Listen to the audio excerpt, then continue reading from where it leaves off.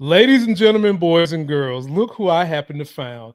My big homie, Kate Powell, one of the smartest people in all the internet when it comes to finance, stocks, politics. Hopefully, she's going to make a run one day. Kate, how are you doing today? I'm okay, but don't put all the pressure on me, man. Like I don't trade or anything like that. So I just You- make fun of but everyone to who know does.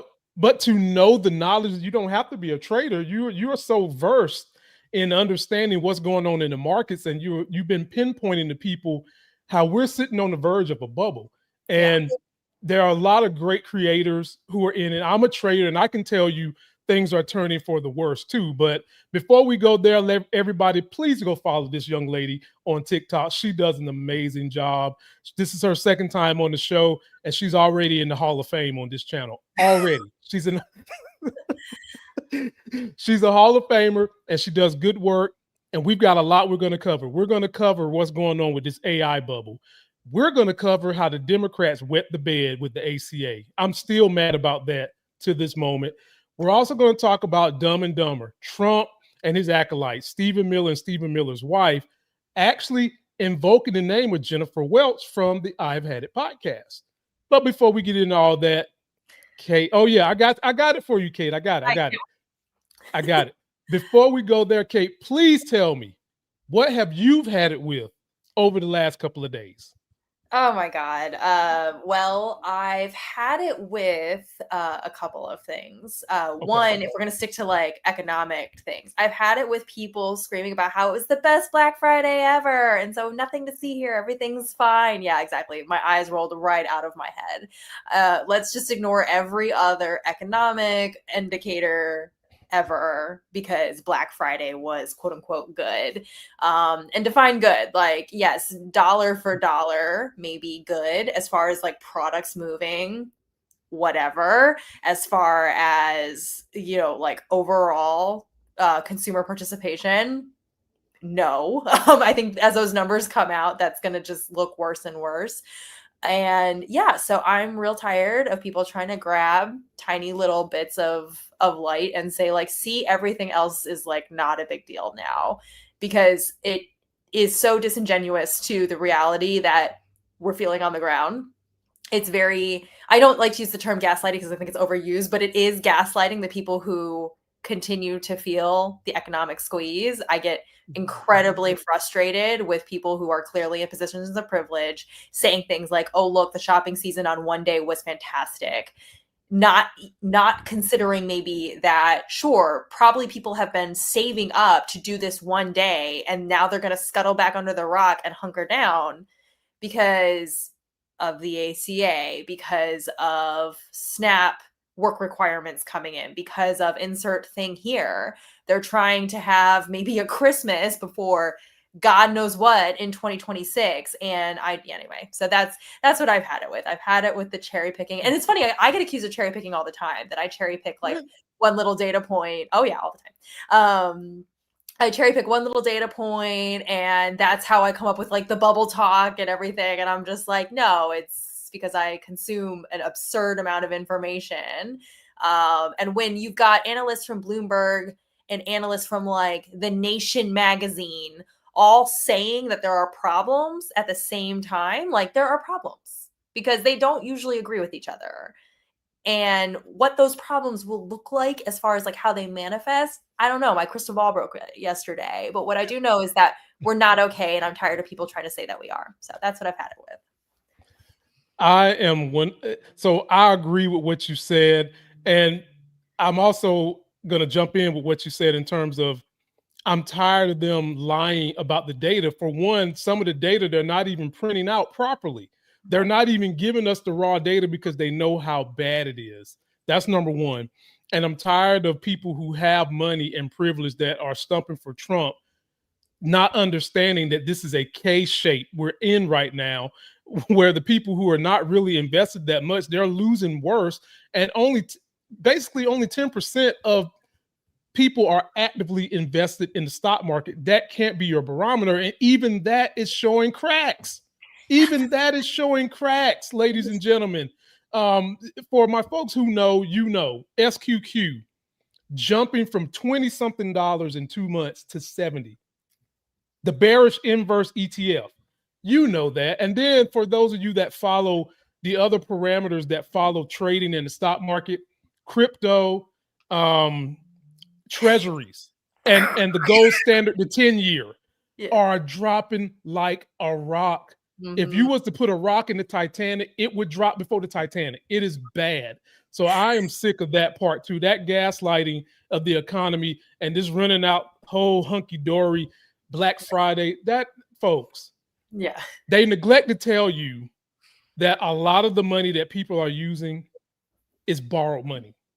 Yes. They neglect to tell you that there are so many outlets now, from PayPal to Cash App, that will let you borrow money as low as $50 up to, some cases, 1,000, and you pay it back later using middlemen like a firm, company called a firm. And I'm like, Kate, I'm running around researching this data because I make a living off of it. And they're not reporting to you how high American consumer debt is, because they want you to feel like everything's hunky-dory. Yeah, it's real bad. It's not good. It's not good, which leads me into what I've had it with.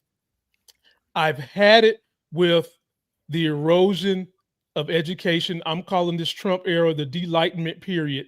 And Trump and his acolytes deciding what should be a professional career or not, so that you have to pay the most amount of money in paying back student loans. Yes. Why the fuck is a nurse not a profession? Right. Can somebody tell me that?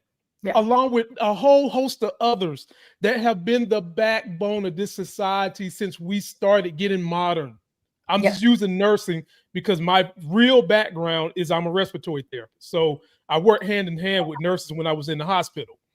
And it makes me so upset that people are tolerating us dumbing down education, thinking that it's cool to be dumb, and not going to the real people who have the expertise to do a certain job.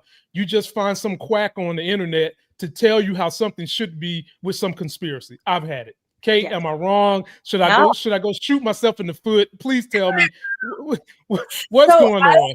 I pulled this data last week on the student loan and what's a professional degree and what's not and whatever. There's absolutely no correlation between the list that the Trump administration put out as far as employability, salary ranges, like all that kind of thing. The lists of degrees that they were pushing, a lot of them have very high unemployment rates upon graduation, and they don't have great earning potential. And then others that have low unemployment rates upon graduation and great earning potential are not on that list. They have, and this is numbers as of 2024. We're not talking about like I pulled something from like 2020 or whatever. It has no basis in reality or data. As usual, this administration is allergic to data, but this entire thing was like such a farce right on its face. I was like, it's not based in anything about whether or not the student would have the ability or the wherewithal to pay it back in an expeditious way upon graduation at all. It had everything to do with trying to push careers in finance, in tech, in theology was on that list. So like, the Christian nationalists got theirs with that. It's purely a political little stunt that had nothing to do with the real issue, which is making sure that higher education leads to gainful employment. I am all about incentivizing any loan program or anything like that. First of all, I'm about universal education, but we'll just leave that aside for a second. Sorry. But I am all about making sure that we are being transparent and clear about what will and will not give you meaningful and gainful employment upon graduation. Love it for all of us. That stunt had nothing to do with any of it, and anybody who thinks otherwise, I mean, seriously, it was a very simple Google search. CNBC, I think, had collected the data from various sources. They had a really great summary on it. And again, the data was as of the end of 2024. So we're talking about like as recent as you can get for like real research. And yeah, so no, you're 100% correct. And I'm real tired of that. And it's also I almost forgot to mention there's the whole student loan kerfuffle is all about something called Bennett's hypothesis, which has been at best ambiguous, at worst disproven several times empirically. But this idea that if we limit student loans, it will somehow incentivize lower tuition rates with schools. There's literally no data showing that relationship whatsoever. That was a hypothesis that was put out in 87. We had a lot of theories running around in the 80s that have turned out to be not true. And this just looks like it's another one of those. The studies that are out are either inconclusive or outright disproving the hypothesis. And so we need to put it to bed. I've had it with Bennett's hypothesis, just like you. And I've had it with this administration doing everything they can to push the kind of loans most people need when it comes to student loans, when it comes to cars, when it comes to homes. I've had it with them trying to force people into these private loans that they don't need, that they can just basically do whatever they want in terms of interest rates. And they've deregulated a lot of the rules that was in place. Right. And then recently Trump was talking about a 50 fucking year mortgage, people. Yes. And some of you MAGA, the ones in the cheap seats listening to me, thought that was good, clapping for. Are you serious? And trying to shut down the CFPB at the same time. So it's let's increase consumer debt. Let's get rid of the Consumer Financial Protection Bureau. He did that first week. He signed an executive order like the first week of his presidency to shut down the Consumer Finance Bureau. Yeah, well, and he can't because congressionally he can't. But then, like the last week, he was trying to do like another swing to it at Congress because it's still alive. And what's funny is he literally just nominated a new person to head it. So I just was like laughing because I was like, you actually can't get rid of it, you know it, but you're just like talking as usual. You hit the nail on the head. The pushing everybody into private loans so that we can jack up interest rates and make money on consumers. Because that's all this is about, is taking the average consumer, making tons of money on them. And it's funny, you mentioned debt earlier. It's not just the consumer in debt. It's these big tech companies too. We'll talk about that in a second. But like everybody is using debt for this supposed economic growth that we're going through. It is absurd. Absurd. We just need to wake up, everybody. So. For my MAGA folks that do listen to me out of hate, we're going to be sure we break down these things in terms that you can Google search and look up, Chat GPT, or whatever is easier for you if you decide you want to do it. And for those of you that don't know what ambiguous means, it means unclear in meaning. If that went over your head, I just want to make sure y'all know so we're all on the same page here. But when we get to the AI talk, folks, that is going to be one for the ages, because we both have some thoughts about that and what we have both seen and reading. I'm active in it day to day. It's going to be a doozy. And so let us go ahead and get into this thing. So Kate, I've got a couple of things for you. Let's see here. All right. You know, I want to save the AI for last because that's going to be a good one. Yeah, we'll save that one. Let's get into how you feel about the Democrats caving and the ACA just dangling out there waiting for your favorite House Speaker, Mike Grinder Johnson, to Okay, ladies and gentlemen, let me chill out. Let's get into it. Take a listen to this, Kate, and we'll discuss it on the back end. Only the Democratic Party could clean sweep an election and then decide less than a week later it's time to abandon all of our leverage. We should give up completely. We just had a massive win. Again, public opinion on our side. Wind is at our back. Let's capitulate for no reason and win nothing. It pisses me off that they are pretending that they got anything out of this, because they got nothing out of this. Of the senators that caved, they're saying that like, oh, I fought to make sure that government employees that were laid off will be reinstated, or I fought to make sure that back pay would be secured for all the federal workers. Those were things that were already going to happen. That's not a win. Stop pretending you did anything. Yeah. Just stand on why you actually did it. Just stand on the idea that you opened the government back up because of Snap or whatever the it was, and that you didn't have the political will to put that on Donald Trump, who ultimately bears the responsibility for this. 3 of the Democrats that betrayed the party and voted to end the government shutdown also voted against a $15 minimum wage 4 years ago. It is the same people that are consistently undermining momentum or outright stopping any project that would make the party more popular or stand up against the right wing. It's insane. Because the party is not held together by any set of central ideas, there is no way to advance a project or a movement that actually holds a coalition together. And if we want to go anywhere with this party, and in fact, if we want to defeat fascism moving forward, we cannot allow these people to stifle any and all progress or any and all momentum. Incredible. Shout out to those brothers. I've rocks with them. They're friends of the show. They do amazing work. Go follow them as quickly as you can. Floor is yours, my friend Kate. They hit it on the head. They hit it on the head. I am so incredibly frustrated. So let me try to break this down. First of all, we all knew that the shutdown needed to end. Nobody was advocating for a never-ending shutdown. Nobody was advocating for a shutdown, period, just to have a shutdown. Like, I got so sick and tired of the mind-numbing comments on my stuff, on other posts, saying that, oh, you just want to shut the government down. Yeah, of course, that's what I want. I want flight delays. I want, bureaucratic nonsense. I want my tax refund to be held up for another year. That's what I want. I want all the things, the services that people need and rely on to grind to a halt. Absolutely. Of course not. Nobody wanted that.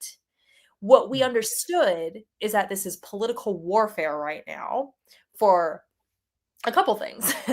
For our democracy, for the literal lives of people who depend upon our broken healthcare system, and for, the rule of law. Like, those were the 3 things that were on the line. Those are big things. It was not, oh, let's shut the government down because we couldn't get 5 F-35s built instead of 4 in the defense appropriations bill. So let's just shut the whole thing. You know what I mean? It wasn't nitpicking over budgetary line items. I would 100% agree that is not worth disrupting the whole government, losing a bunch of economic, growth and whatever. But when we're talking about the underpinnings of our democratic system, when we're talking about the rule of law, following judges' orders, doing what we're supposed to be doing in co-equal branches of government, yada, yada. And when we're talking about, again, the literal life or death of somebody who cannot afford healthcare, again, in our broken system without these ACA subsidies, that was a good enough reason to go through some of the bullshit that comes with a shutdown and with the government coming to a screeching halt. That being said, if the Democrats were not willing to get anything that would advance any of those causes, then why the fuck did we shut it down? I was talking to my psychologist actually about this, and he said, don't get into a Mexican standoff if you're going to blink first, don't do it. And what's enraging is I was actually calling Jean Shaheen, Senator of New Hampshire. I was calling her office today about this because literally from the first or second day of the shutdown, she was already in the press. So, it was already hit the press, which means she'd been doing stuff before. She was already in the press, being I'm going to be the one who brings us all together. I'm going to be the one who finds a bipartisan solution. And she was the one who led that caucus of 8 people. I'm going to try not to call them names, but 8 senators who caved. And I remember I called her office on October 3rd or something. It was day 3 of the shutdown. It was she needs to watch herself and she needs to stop publicly making this look like there's already cracks. You are 3 days in and you have gotten absolutely nothing for this. And if she's already signaling that we're going to cave, how is anyone supposed to do anything with that? How is public opinion supposed to shift? In spite of her nonsense, in spite of the other centrist nonsense like Angus King and whatever, in spite of all of that, public opinion was shifting. And I realized polling is polling, and there were all kinds of like kind of dramatic back and forth about whether it was the Democrats' fault or the Republicans. Generally, whether it was really the Republicans' fault, or at least mostly the Republicans' fault, or a slim majority thought it was the Republicans' fault, there was no poll at the point of capitulation demonstrating that anyone thought it was the Democrats' fault, by and large.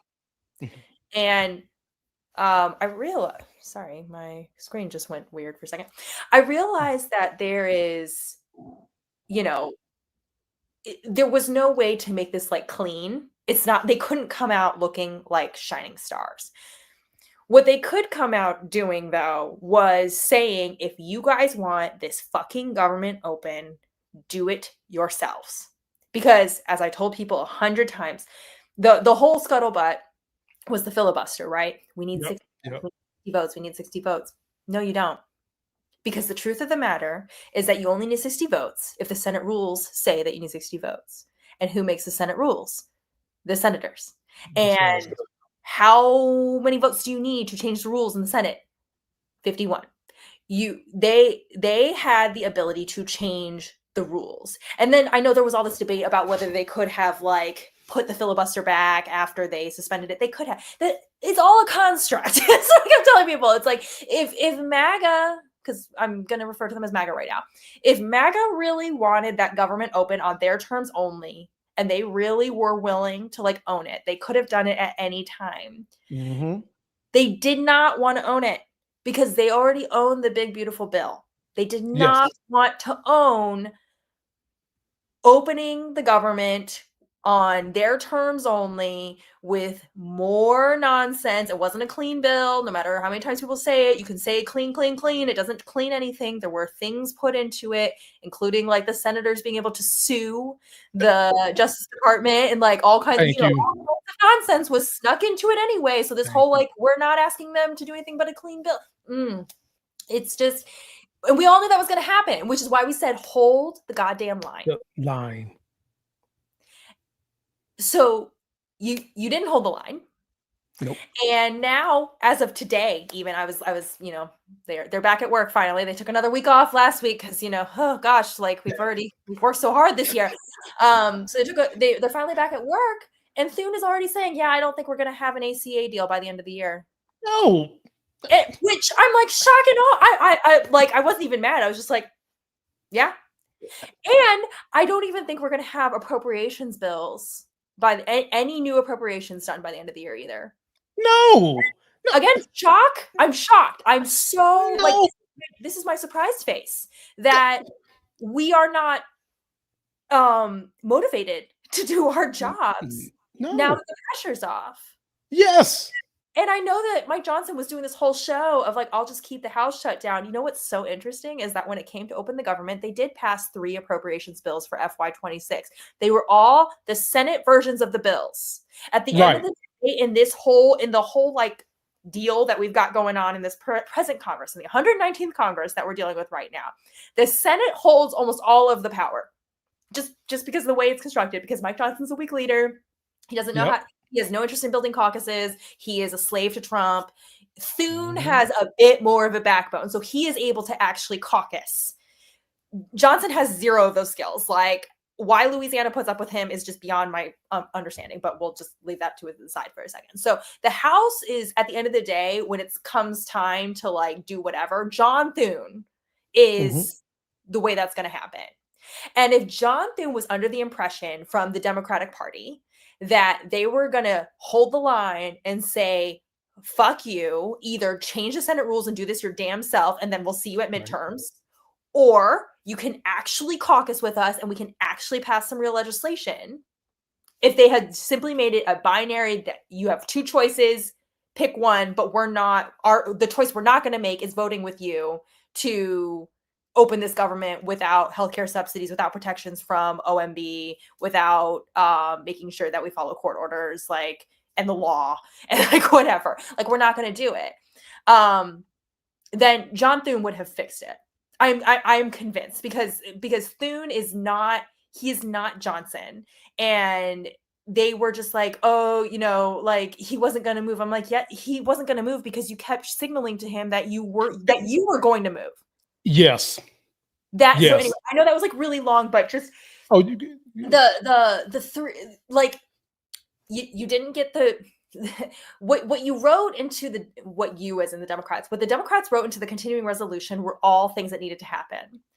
Right. Stopping Russ Vogt from being the king, like he's been trying to do. Stopping the overreach of executive branch power into congressional budgetary power, stopping rescission, stopping all that bullshit. And then the ACA subsidies and most importantly, rolling back the healthcare cuts from the big beautiful bill. All of those things needed to happen. And I for one, and I know I'm just one voter, one person, but I for one would have been satisfied if you had gotten even one thing, prioritizing probably the lives, right? The healthcare, like that's like the big thing, like the people literally dying, right? Like we need to deal with that. But you got absolutely nothing. And now they're sitting there going like, oh, appropriations. Oh, so they're going to try and make you swallow another continuing resolution in January. The people don't trust you anymore because you gave up. I'm not going to rally my people to try to stop you from that in January. Why would I do that? Like, for what? To get excited about what? It's too late for premium increases. The premiums are going to go up. It doesn't matter anymore. They're going up. It doesn't matter anymore what we do with the subsidies. Like the subsidies will stem. They won't even stem the bleeding. If we get subsidies, which it doesn't look like we will, Thune has absolutely no intention of getting subsidies to anybody.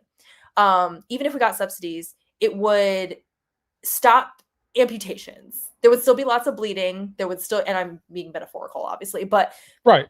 There's plenty of people who will still lose coverage because the premiums have gone up so high that subsidy or no subsidy, they just can't afford it. And then there will be some people for whom the subsidy will just be able to make them afford it, and then they will have nothing else, and then they will maybe starve to death instead or get kicked out of their house or whatever. Like it's a complete disaster. And I'm speaking as someone who is not personally affected by any of this. Unless my circumstances drastically change tomorrow, I can weather through this. But I am so fucking angry that we didn't get one goddamn thing out of this for millions of people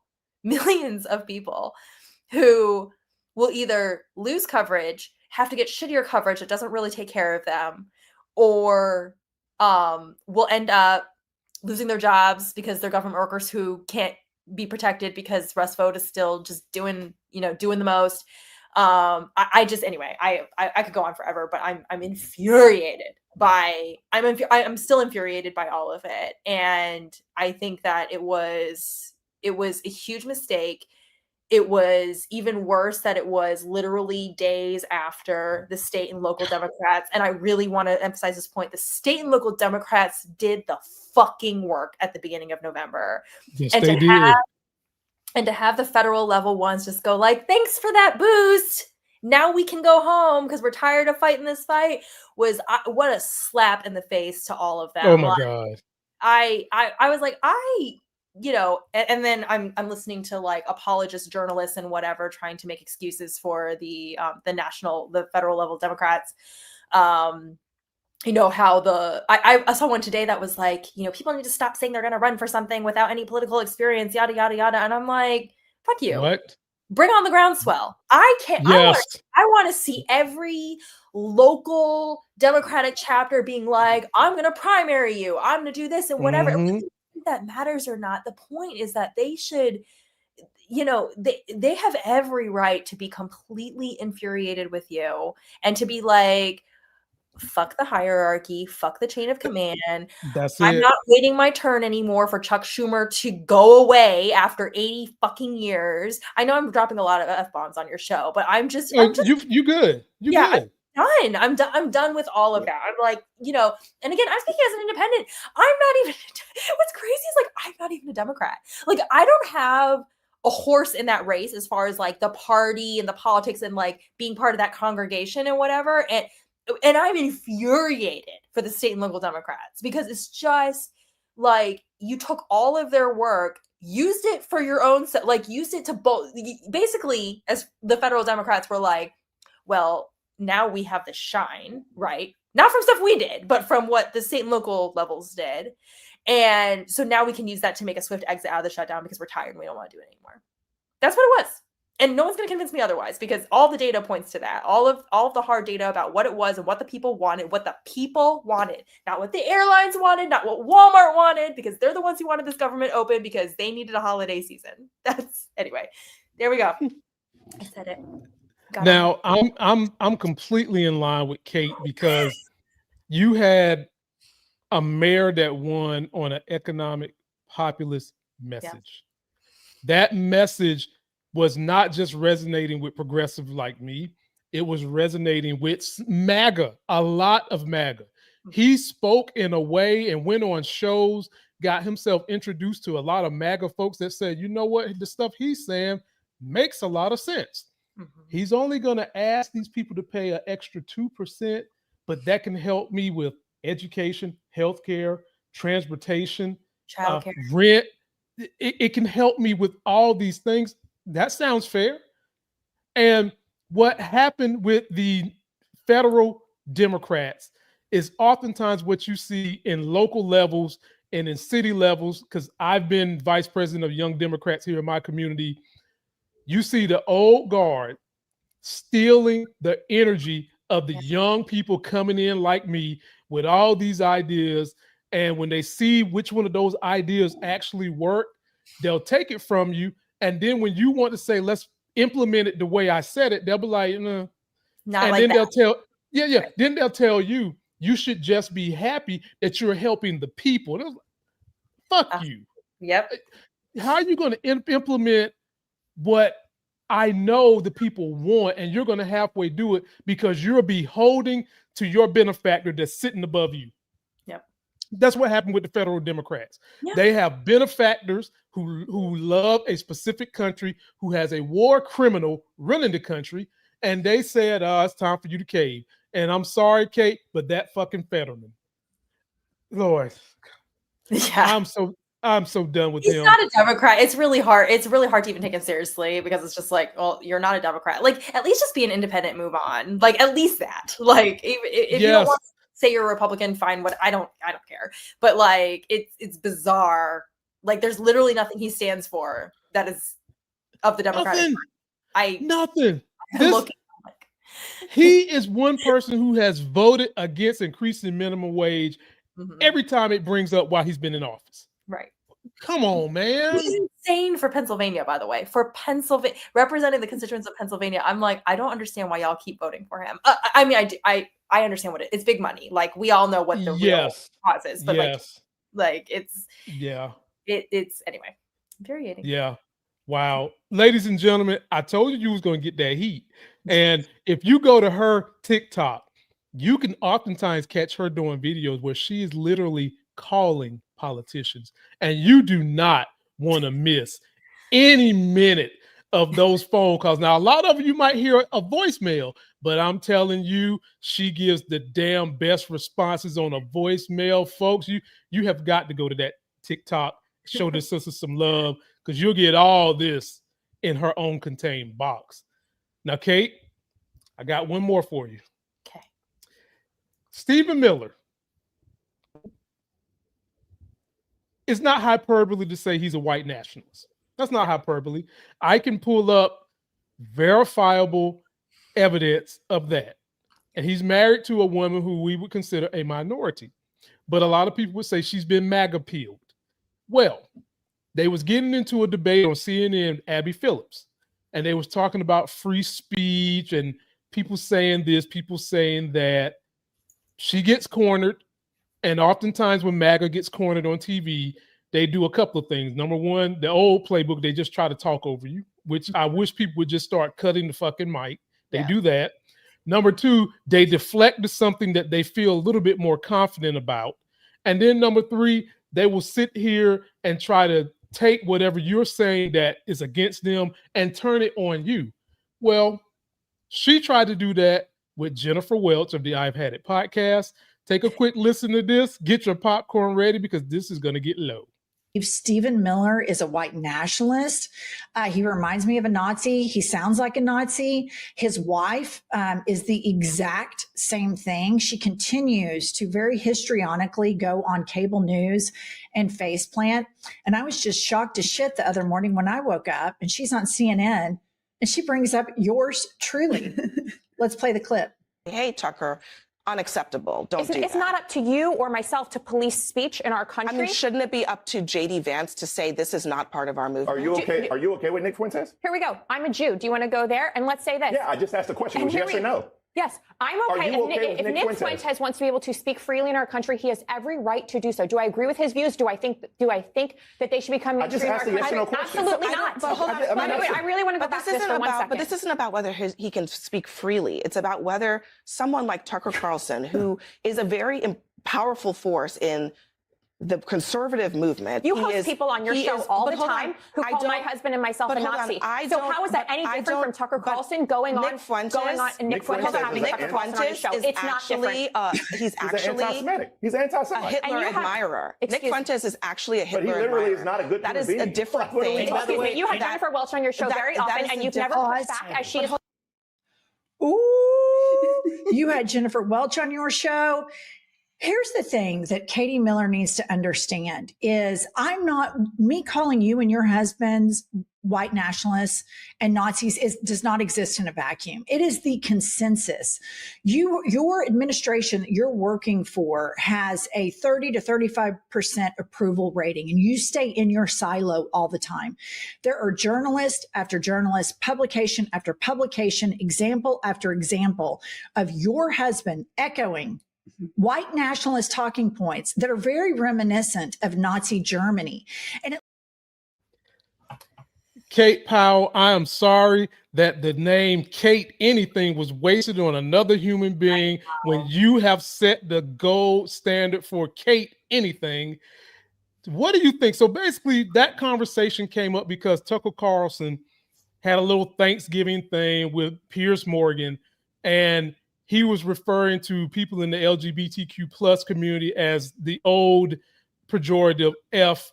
And if you want to replace it with bag, y'all know what I'm saying. Right. And just basically saying that it should be fine to run around and say those type of things. And Kate Miller was trying to basically defend it. And before I give the floor to you, Kate Powell, the real Kate. The real one. There is a difference between free speech and hate speech. Yes. And having said that, I'm gonna give the floor to you.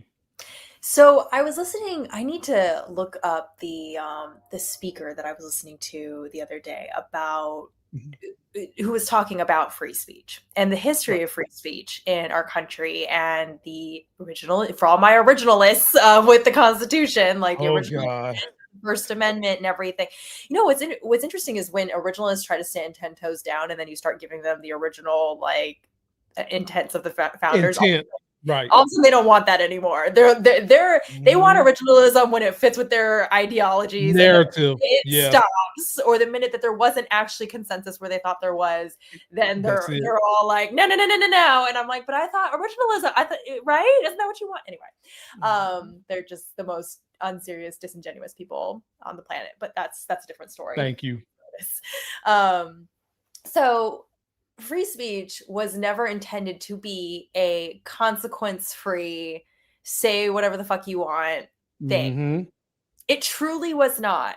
It was always understood that there are absolutely consequences to things that you say, because the things that you say lead to things that you do or things that other people do. And, you know, I know there's like things like the clear and present danger test and like other things that have kind of come up in case law throughout history. But the idea that you can literally say like this weird binary thing of, well, I can either say whatever the fuck I want and that is free speech. And I can say whatever I want and there are literally zero repercussions to it. Or you are like crushing democracy by not allowing, like, that's like the weird binary that people like Katie Miller, and she's Katie and I don't go by Katie, so that's kind of how I deal with it, is like, by the way, like, she's not Katie. She doesn't deserve KAT, period. Yeah, no, she can be Katie. And actually, I know lots of lovely Katies, so I don't mean that. Okay. It's just I've always been like very like I'm not Katie, I'm Kate, and so like if someone is being that way and they happen to share my name, I'm like, you're just Katie, actually. But anyway, all right. So all my lovely Katies, no shade. That is just how I personally get through stuff like that. Now, yeah, but back to free speech. The people like, you know, Stephen and Katie Miller, who like say these things with their full chest of I should be able to say, or so Tucker Carlson or whatever. It's always their side, by the way, who should be able to say whatever the minute that, you know, Chuck Schumer says, and I don't love Chuck Schumer, but like the minute Chuck Schumer or Jeffries or Mom Donnie or whatever say anything, all of a sudden we need to take it super seriously and there need to be consequences, and maybe we should invade New York with the National Guard or whatever the hell, you know, comes out of the mouths of these people. But when their people say this is protected speech, I might not agree with it, but they should do whatever. That just wasn't the founders' intention. There is no historically accurate rendering of the history of the First Amendment, the history of free speech before the First Amendment, like where the idea of free speech came from. I'll do a disservice to these scholars by trying to like go into the details, like, but just suffice to say, the minute you start peeling back the layers of what was intended with the First Amendment and also what historically the idea of quote unquote free speech before the First Amendment was penned, just what thinkers and thought leaders and politicians and whatever philosophers thought along those lines bears no resemblance to this weird idea that you can literally say whatever you want and that there should be zero consequences, even zero governmental consequences. Because I know the typical like conservative talking point is like, well, it protects you from the government, right? There shouldn't be any government interference, but you know, it doesn't necessarily protect you from all the other consequences. But what's so interesting is that especially in the climate right this minute, with, you know, MAGA conservatives in particular, is that they also want freedom of consequences from literally everyone else. You know, when, I mean, God, you know, and like, I condemned this right away, but like, you know, Charlie Kirk and his murder, I'm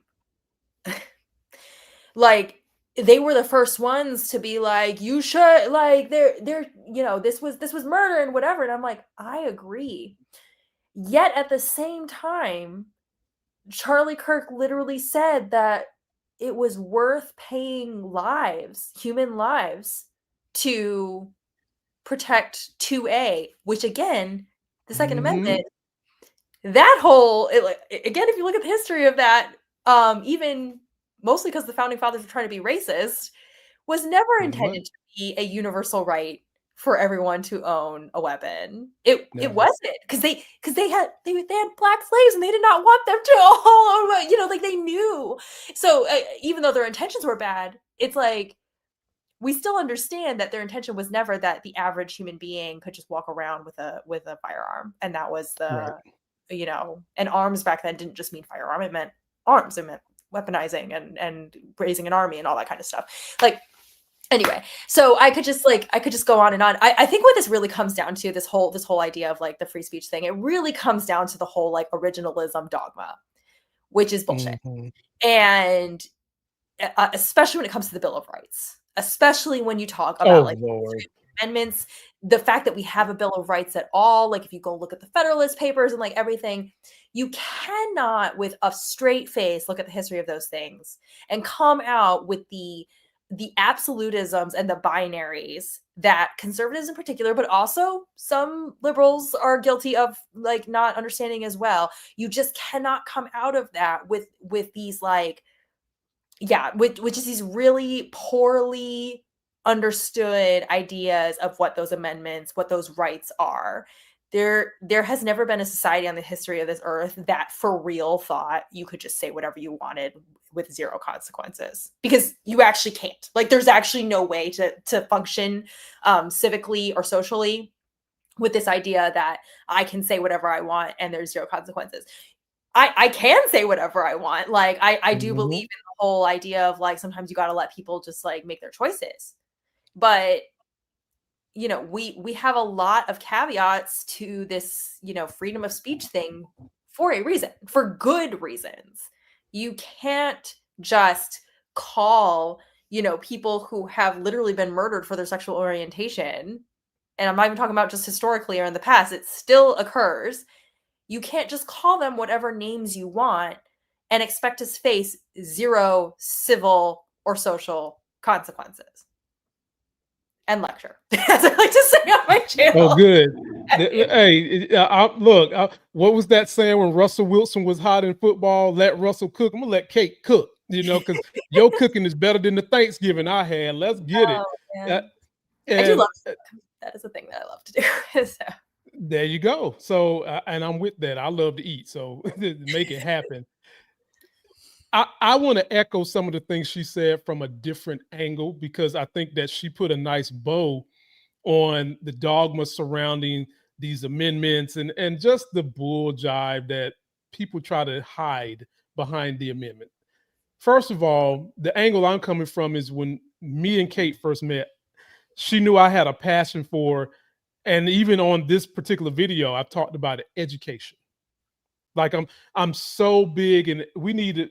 The minute kids almost pop out the womb, after they go through 2 weeks, we need to start educating them. And this is a reason why.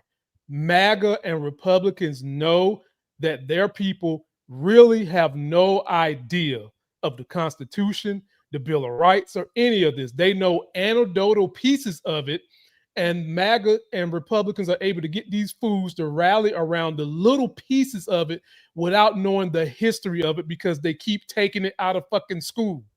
And it drives me insane. And when you teach constitutional law, how the country got started, they cherry pick our history books so much so that a lot of this goes over everybody's head. You really have to be intellectually curious at some point in time in your life to go back and understand what the real history is. And when you're dealing with MAGA, and I'm not even just going to single out MAGA, I'm going to say in the time we're living in, where we've got TikToks and people want things in 2 or 3 minutes, it is very hard to get people to focus on the things that really matter, so that politicians and people that are rich can stop taking advantage of them and giving them the banana in the tailpipe, and not just a banana, a steel banana in the tailpipe. And it's ugly. That's my angle from this. We've got to beef up the education in school, the mandatory parts, so that kids and young adults understand these things, and they can't be so easily manipulated by these used car con artists, salesmen called politicians. We've got to stop that. That's number one. And secondly, with this free speech thing, it always bothers me how Republicans' free speech somehow or another is better than everybody else's free speech. So, and I'll go back to your example with Charlie Kirk. You hit the nail on the head. We wasn't supposed to exercise our free speech to say this man died, but in part he was championing the way he died. Right. We wasn't supposed to talk about the bad things he said about Black women. Right. We wasn't supposed to talk about how he was basically telling young white women that their whole purpose in going to college should be to go find themselves a husband, period. We wasn't supposed to talk about none of that. So their free speech was higher than ours. Mm-hmm. And at the end of the day, Kate said it best. Even if we got rid of the Constitution, the Bill of Rights, there's going to always be the law of consequences. You just cannot say whatever the fuck you want to say to everybody in every situation. Nope. You go run up in a LGBTQ club and you start calling them the F word, your consequence is liable to get your ass beat. Period. That's your consequence. You roll up in the hood as a white guy with a Klan mask on, you start calling black folks the N-word, you might not get back out of the hood. Or if you do, you ain't gonna be wearing your robe ain't gonna be white no more. So people, just take the Constitution out of it. Take all that. Speech has consequences. Yeah. Like, stop having your brain bombarded with free speech, free speech. It's free, but the consequences cost. And I'll leave it at that so that we can get to the last segment. This is gonna, boy, buckle in, folks. This is the AI bubble. And Kate, before I kind of made a new political channel, I had a big channel that was mostly movie and TV show reviews, but there was a time where I was doing consumer advocacy stuff, finance, stocks, real estate, all the things that made me who I am today. I was doing all that on the channel. And so a lot of people had followed me from that point in time. And they've always said, Lamont, when are you going to talk about what's going on in stocks, tech, finance? When are you going to talk about that? And I said, well, get ready. I got Kate coming. And so we're going to definitely talk about it. So sit back, relax. This brother that I'm getting ready to present to you guys is a fantastic content creator. He was recently on the I've Had It podcast. He does such a great job of breaking down a lot of what's going on in the stock market when it comes to tech-heavy names. Listen to what he's got to say, and then me and Kate will wrap this thing up in a pretty bow and get you ready for Christmas. These 7 cups represent the Magnificent Seven. Apple, Meta, Amazon, Google, Tesla, Microsoft, and NVIDIA. NVIDIA is an important one. Together, they make up almost 40% of the entire S&P. Now let's show why people are panicking about a possible AI bubble burst. This is the money that is currently being poured into artificial intelligence by these companies. They're spending almost $500 billion in things like chips, data centers, infrastructure. Microsoft alone is spending nearly $80 billion this year. Meta is buying 600,000 NVIDIA chips. Amazon and Google are building city-sized data centers. And that tiny cup is the amount of revenue that's actually coming in right now from all of this investment. Not the hype, not the valuations, the actual revenue.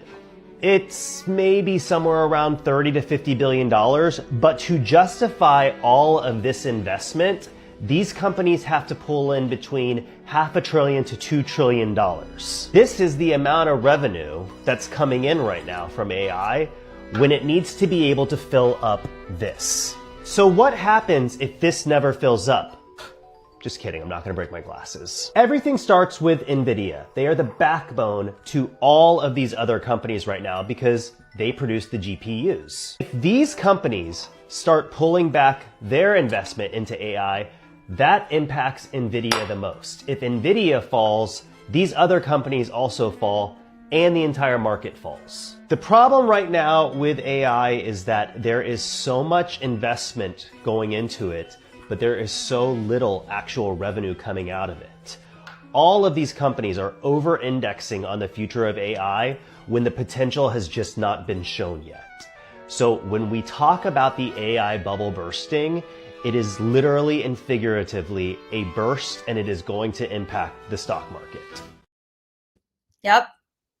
I love Nathan, by the way. He's my boo. But yeah, that. I'm gonna try to get you two together. Maybe sometime in the new year. I'm gonna try to hook y'all up together and we all do a video. But he's absolutely right, ladies and gentlemen. Some of you guys wasn't born during the Enron crisis when the internet was first getting started. Mm-hmm. I was graduating high school in '99, and I was already following stocks, bonds, and the markets and this boom, because that was kind of when the internet was really getting hot. Facebook was coming on the scene. And if you remember back in my day, we had another one. It wasn't called Facebook. It was called, what was the guy's name? And his, what was it? MySpace? MySpace, yes. Yeah. That was the one that was big time in the beginning, MySpace. Tom was the guy who started it. Yep. And he blew up. Yep. He started trying to do all this investing in, and it never came back to him, blew up. Enron, same thing. They was pouring all this money into Enron. the valuation of Enron was going through the roof, ladies and gentlemen. Yeah. What happened? A lot of that money, 3 men ran away with a lot of that money. Now, they had 2 of them got some consequences, but really the people suffered. Yeah. The same thing is happening right now with AI people. Yeah. AI. Just think about all that money he just mentioned is being poured into it that's not coming back. And the reason why this is significant to you, maybe you're saying, I don't own stocks, I don't deal with stock, why should I care? Because when the market collapses, the things that you do matter because it deals with loans. Yeah. It deals with rates. It deals with inflation. It deals with the price of our money. And all these ancillary things that you don't think can go back to the market, it can, ladies and gentlemen. It most certainly does. And that's why people like me, Kate, we're worried. We see signs and writing on the wall. We're seeing treasuries tanking. Crypto is running backwards. I mean, running back like Neil Carter. Folks, we're getting it hit pretty bad. And it's very important that you guys keep up with it. Having said that, I'm going to give the floor to Kate. Drop the bomb on us. What are you seeing? How are you feeling? What have you been reading that you can give to the people? Yes, let us know. We got to know. We got to know. Nothing good. So here's the thing. Like, you know, we got a really nifty thing called Sarbanes-Oxley out of the Enron scandal. And SOX is what most people know it as. And basically it was the reason that we had Enron was because of their ability to essentially cook the books. The financials that they were presenting to the world were not accurately reflecting how over leveraged they were. Their debt situation, the fact that everything that they had was underpinned by massive amounts of debt. And so then once, you know, all loans eventually get called in, and it's a much longer story than that. But to make a very long story much shorter, that is essentially what happened, is that when the bills came due, there was no actual money, and it tanked everything. So we got the Sarbanes-Oxley Act, which updated a lot of generally accepted accounting principles, made a ton of reforms to how you had to present financials, and all that kind of thing. The big beautiful bill took a bite out of SOX this year. We've had President Trump say things like maybe we shouldn't do quarterly tax returns anymore, which, you know, it's been hailed as like getting rid of red tape. For people like myself, I'm like, yes. So that means that if their bodies are buried, we have to wait 3 more months or 6 more months, or God forbid, a whole 12 months before we actually find them. Not great. You know, there's problems. We got problems down in River City, or trouble down in River City. I'm quoting the musical wrong.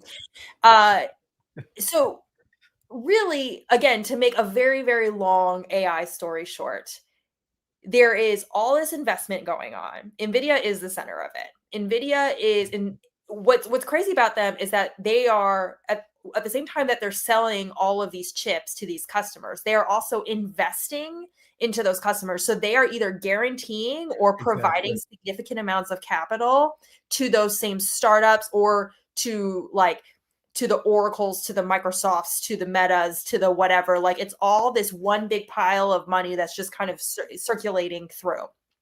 And today, as we speak, they just formed a partnership with Synapse. Yes. And that partnership is going to be a dual partnership where they are giving cash and they're including some of their technology as well. But just floor is yours again.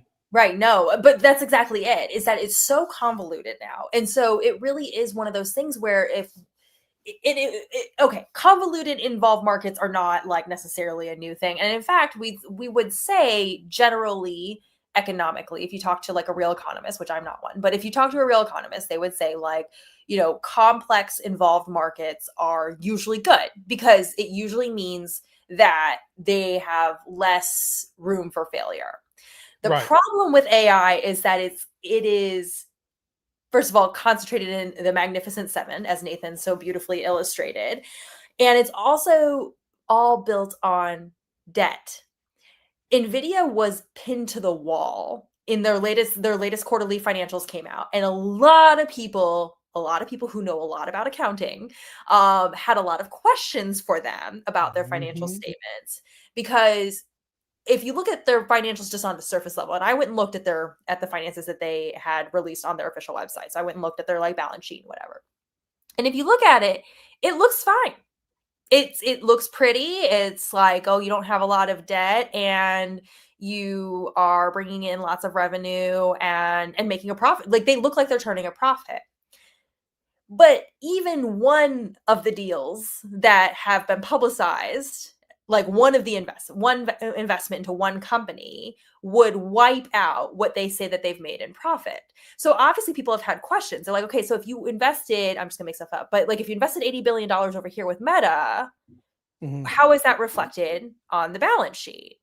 Right. They have no answer for you. They do a lot of like blah, blah, blah, blah, nothing to see over here, whatever. And it's just like, and obviously very smart journalists, like, financial reporters and whatever, like, no, really, like if you are making a quote unquote 50 billion, 5 billion, 100 billion, whatever the hell, here, there, and everywhere investment, where is that money on this balance sheet? Because typically, for those who are not accountants, when you make an outlay, it's called a liability.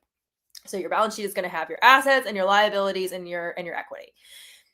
When you say like, okay, I'm going to make a $50,000 loan to somebody for a startup, that would show up on your balance sheet as a $50,000 liability.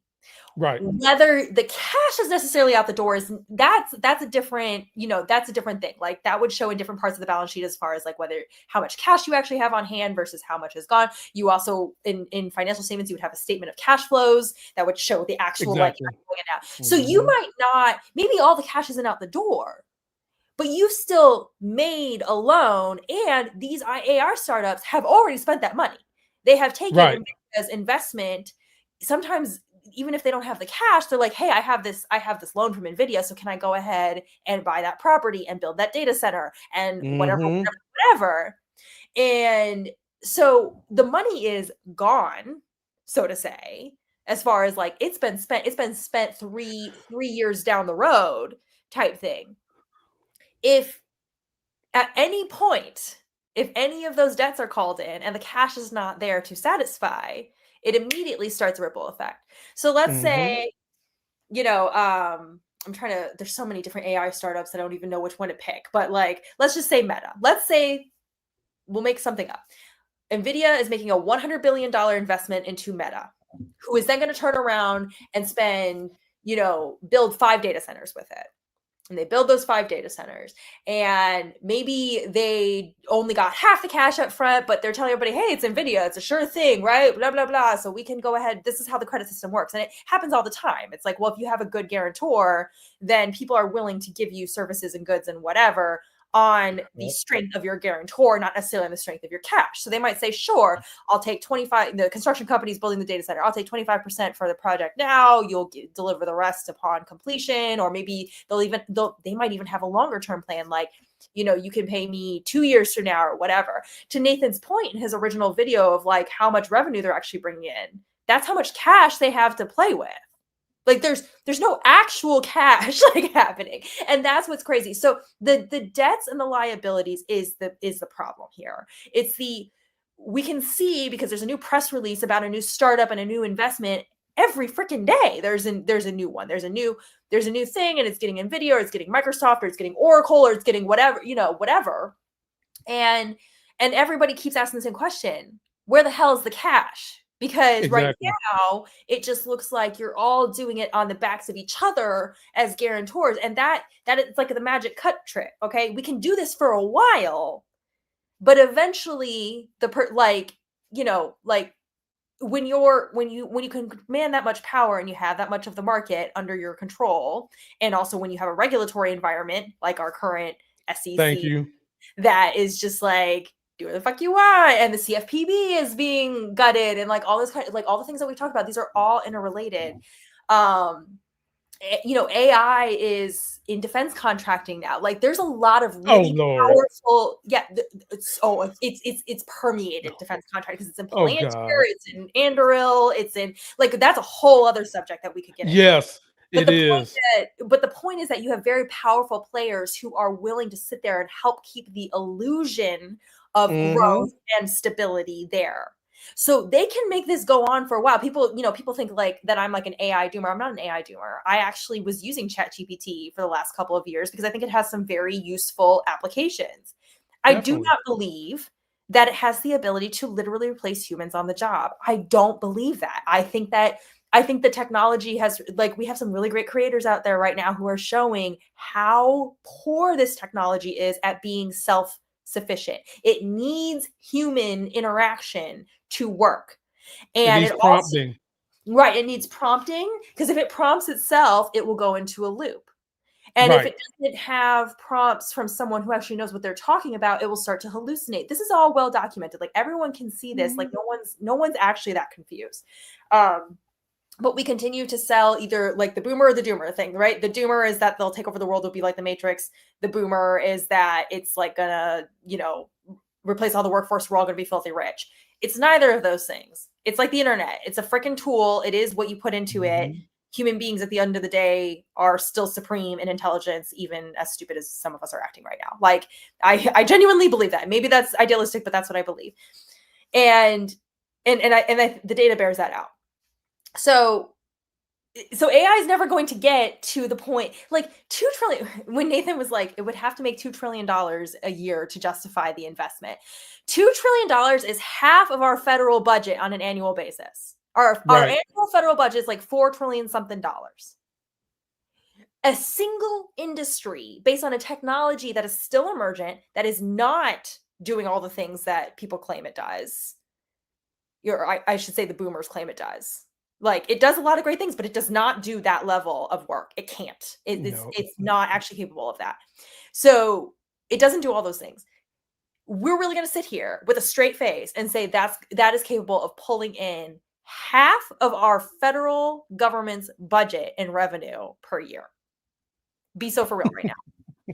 That doesn't make any goddamn sense. Like if you just, like, I'm not a fan of oversimplifying arguments, but like, that's like, as you talk about the people who might hate watch this and go like, what do you have? Like, prove to me. It's like, well, you tell me how in God's name you think that half of the equivalent to half of our federal budget a year is going to be made on a technology that literally produces human beings in video, like when it AI generated videos that have like 3 arms, unprompted.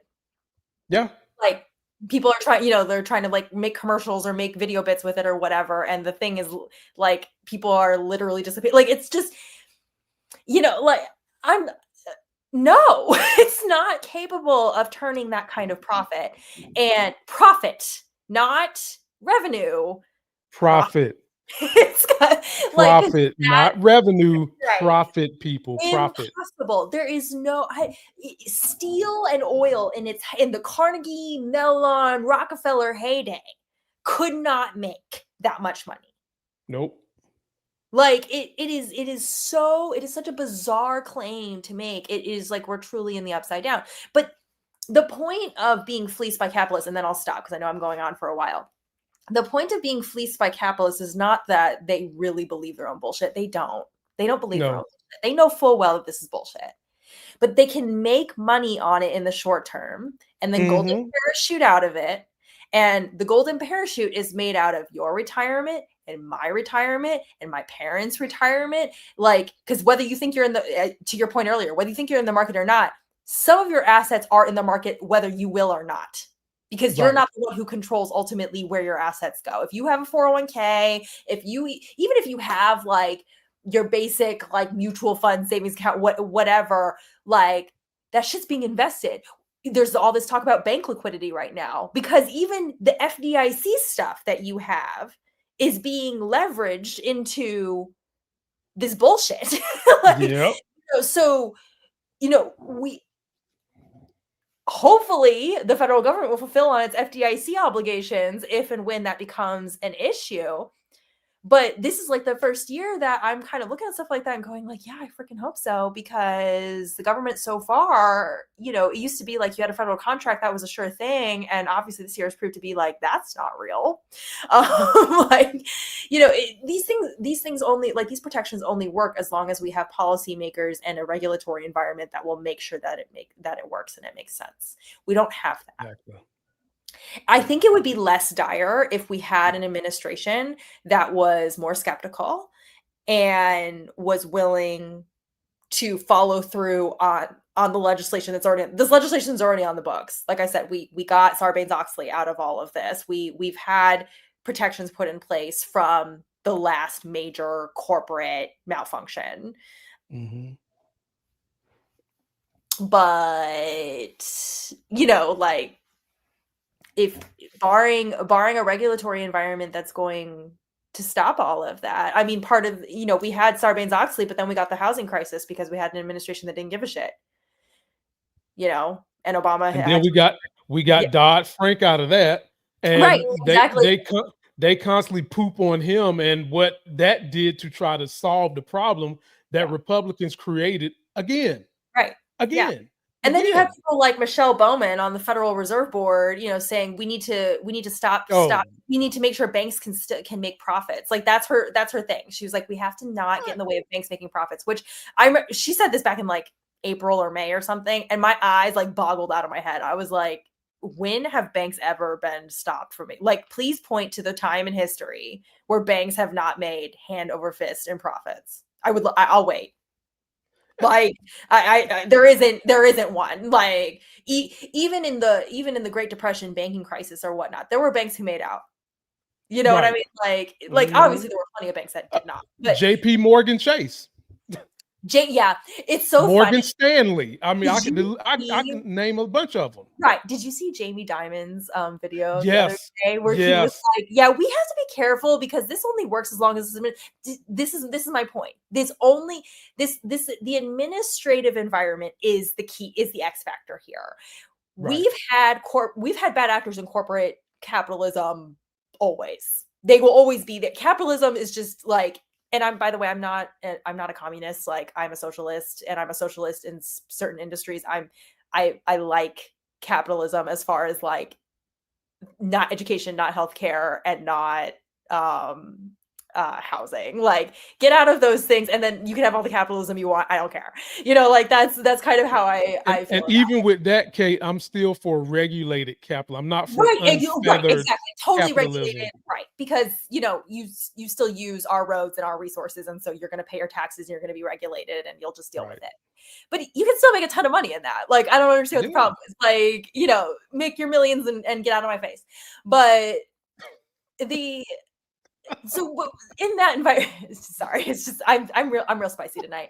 I've had it, just like your girls have had, and so you can like you're going. Sorry, I got totally sidetracked. In capitalism, you're going to have these bad actors. You just will, and there's nothing to stop the Gordon Gekko greed is good from being a virtue that some people aspire to. Fine. Mm-hmm. Again, if we were in a different administration with a different regulatory environment, I'd be like, kind of sucks, kind of concerning, but like, fortunately, we have some guardrails and just don't play in that market and you should be okay. In this current environment, when, you know, our retirements are like private equity is moving into 401ks and like things like, and so people who they don't know better, or because they're not really the ones who manage their assets, they don't have a choice. Like they don't have ultimate agency over where their stuff is. They end up being the exit liquidity, exit equity for all of these fools. And, you know, that's why I was sounding the alarm about Peter Thiel getting out of NVIDIA. I was like,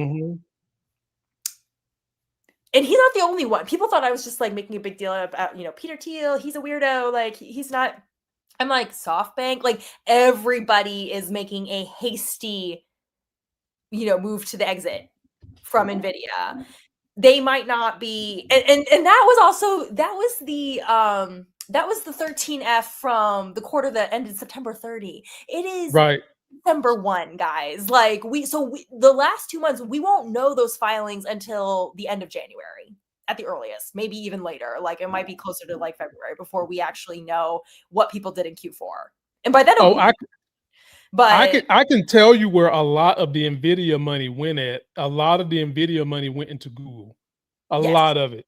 Yeah. A lot of. So now they're doing this. You had Warren Buffett. He got out of Apple. He got out of Nvidia. Pretty much same time Peter Thiel did.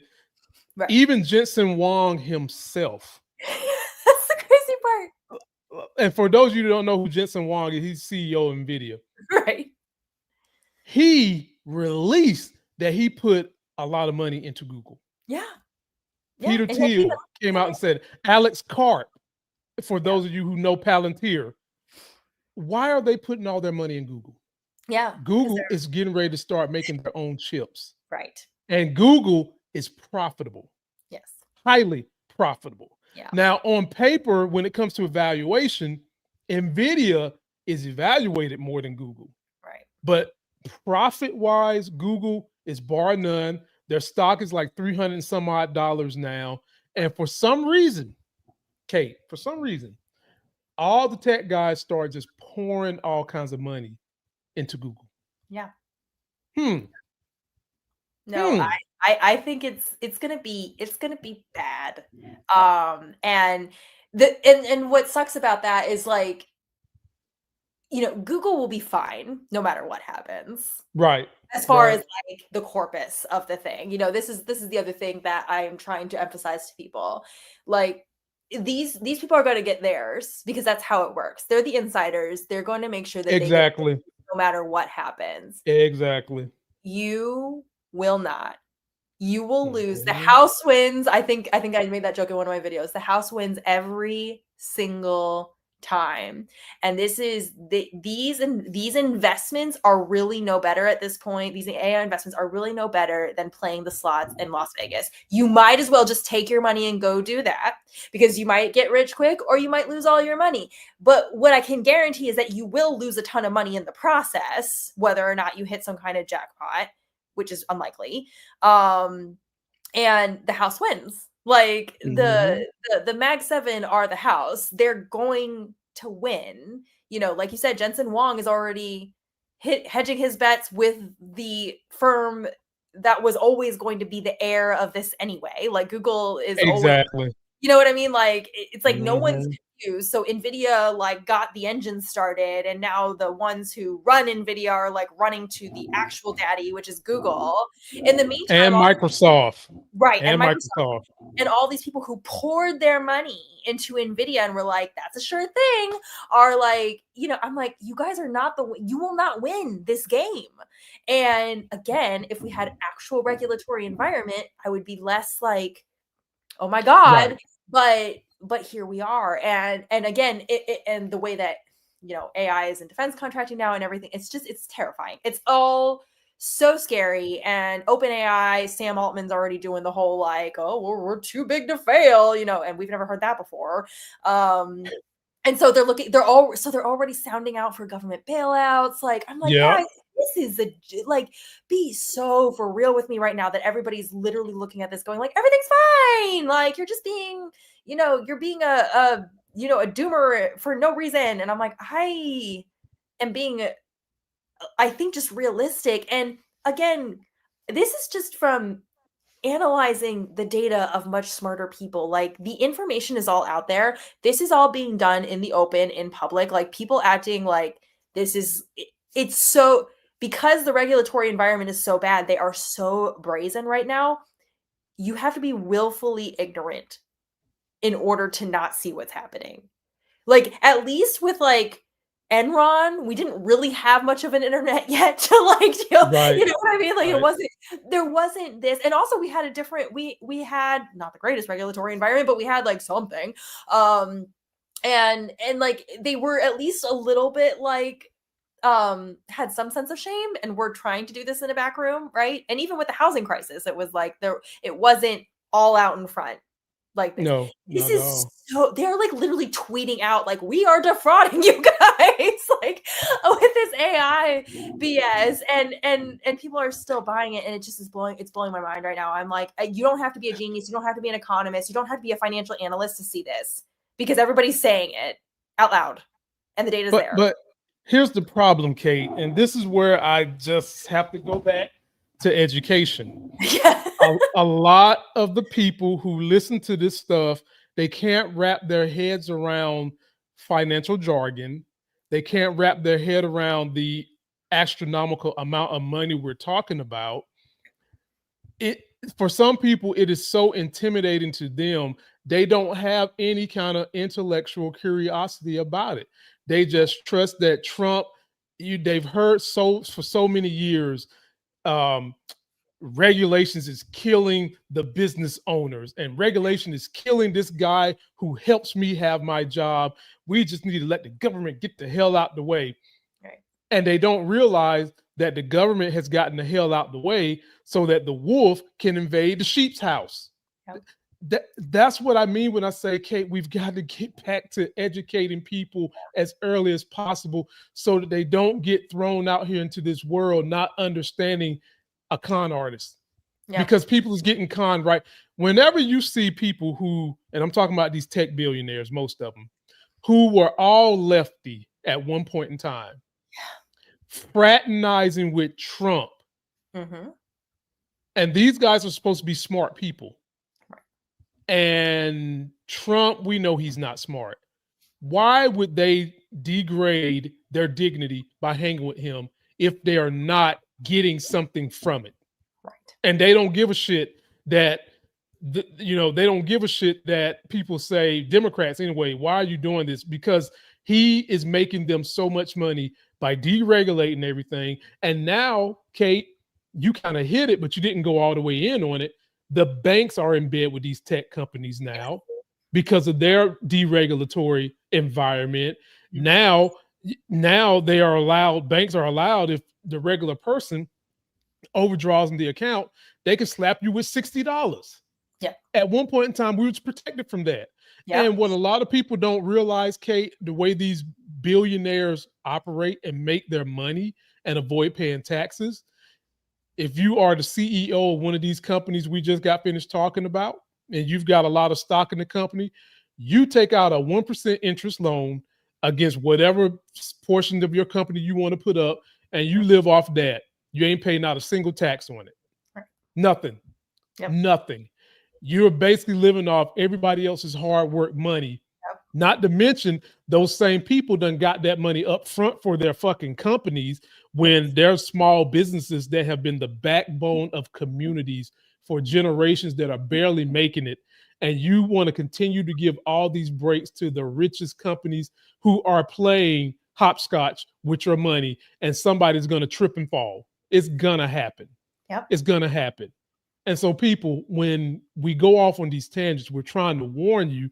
And for the cheap seats in the back listening to us, I've tried to break down everything Kate said in a way you can understand it. The best way you can understand it, so that you can actually go and try to look this stuff up on your own. Because this is what you have allowed this administration to do. This is what you have allowed these rich guys to do who don't care about you. If they really could replace you with a robot, they would. They're trying to do that now, but they know secretly that they're nowhere near doing it. They're nowhere near doing it. And you see all these things about evaluations, this, evaluations, that. That's just what it is. That's not profit, as Kate said. It's not profit. So, folks, do your research as best you can. Use ChatGPT, use Google in conjunction. Use them together, not independently, together, to get the best consensus answer. And follow Kate. Definitely follow me. Kate, tell the people what you got going on your channel over the next couple of days on TikTok that they can look forward to. I would love to see you call another politician. Those are always so much fun. Oh, I put up 3 of those today. So I have turned my focus to, I am still focused on the appropriations process, or what's left of it, the joke of it that it is at this point. So I'm going to be covering that. I have also turned my attention to midterms and getting us ready. Yeah, because it's now or never, guys. Like, we've got a year to put in a Congress that doesn't suck as much.